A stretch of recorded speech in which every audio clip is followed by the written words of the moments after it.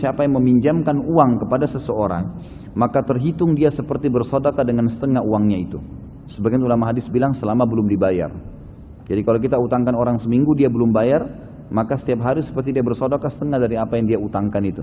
Jadi lebih banyak, lebih besar pahalanya daripada sedekah umumnya. Abu Bakar radhiyallahu anhu terkenal dengan sedekahnya yang banyak, dan selalu dikatakan beliau mensedekahkan semua hartanya. Yang dimaksud dengan semua harta adalah yang sedang dia miliki pada saat itu, bukan aset ya. Jadi misal kita lagi di masjid, ada nih sumbang buat masjid, sumbang buat jihad, kita lagi punya 1 juta rupiah di kantong, kita keluarin semua nih. Berarti kita sedang mensedekahkan seluruh harta kita pada saat itu yang kita milikin.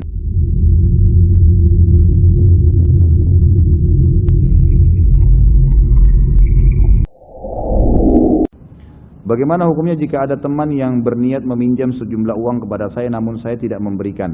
Sejujurnya saya ada, namun itu pun saya juga berhutang. Mohon penjelasannya Ustaz.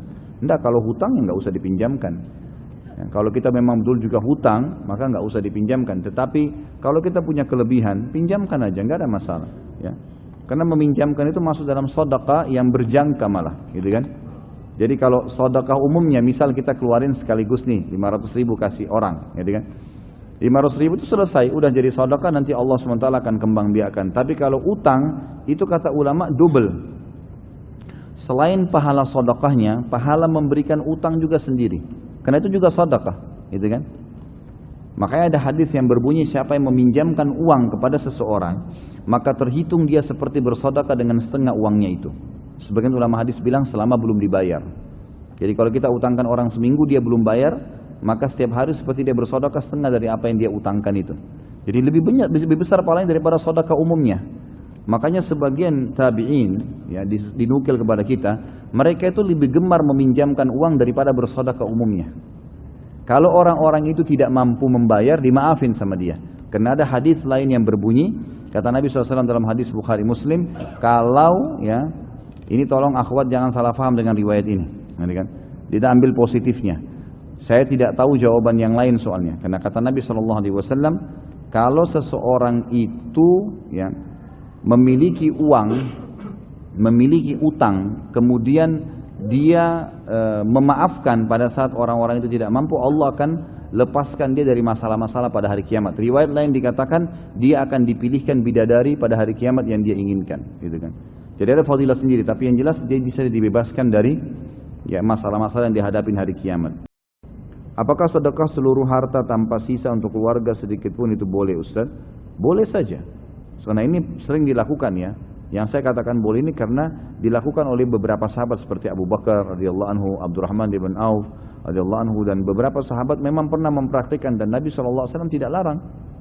Waktu Nabi SAW memandangkan jihad, kemudian Umar berkata radhiyallahu anhu, saya hari ini akan mengalahkan Abu Bakar. Dia bawa setengah hartanya. Kemudian setelah dia tiba di masjid, ternyata Abu Bakar sudah ada. Lalu Umar mengatakan, saya yakin Abu Bakar tidak akan menyumbang setengah hartanya. Lalu dia mengatakan, ya Rasulullah, ini setengah harta saya. Nabi SAW mengatakan, baik yang kamu lakukan wahai Umar. Lalu Umar penasaran tanya, wahai Abu Bakar, ya Rasulullah, Abu Bakar sedekah apa? Ya, maka Nabi SAW mengatakan, Abu Bakar mau sedekahkan seluruh hartanya, gitu kan? Dan waktu Nabi SAW tanya, wahai Abu Bakar, apa yang kau sisakan untuk keluargamu? Dia bilang Allah dan Rasulnya. Nabi SAW tidak tegur nih perbuatan. Tapi memang ada pendapat para ulama yang mengatakan, Abu Bakar radhiyallahu anhu terkenal dengan sedekahnya yang banyak, dan selalu dikatakan beliau mensedekahkan semua hartanya. Yang dimaksud dengan semua harta adalah yang sedang dia miliki pada saat itu, bukan aset ya. Jadi misal kita lagi di masjid, ada nih sumbang buat masjid, sumbang buat jihad, kita lagi punya 1 juta rupiah di kantong, kita keluarin semua nih. Berarti kita sedang mensedekahkan seluruh harta kita pada saat itu yang kita milikin.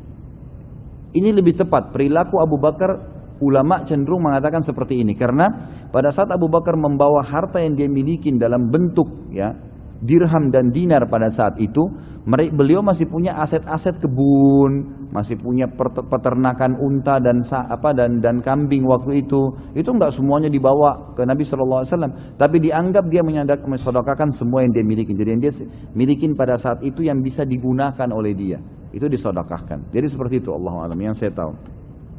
Mudah-mudahan apa yang kita bahas pada malam ini bermanfaat dan juga semoga majelis kita diberkahi oleh Allah Subhanahu wa taala.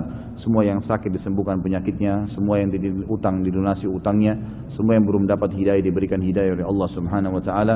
Juga semua yang sudah dapat hidayah bisa mengamalkan ilmunya dan juga Allah Subhanahu wa taala memberikan kemenangan, ya, ketentraman, kemuliaan bagi seluruh muslimin dimanapun mereka tertindas, baik di Palestina secara khusus, di Syria, di Yaman, ya, kemudian di Irak, di Myanmar dan di tempat-tempat yang lain. Semoga Allah berikan kemuliaan dan kemenangan kepada mereka dan Allah partisipasikan kita bersama mereka di pahala, baik dengan doa, harta dan juga jiwa kita.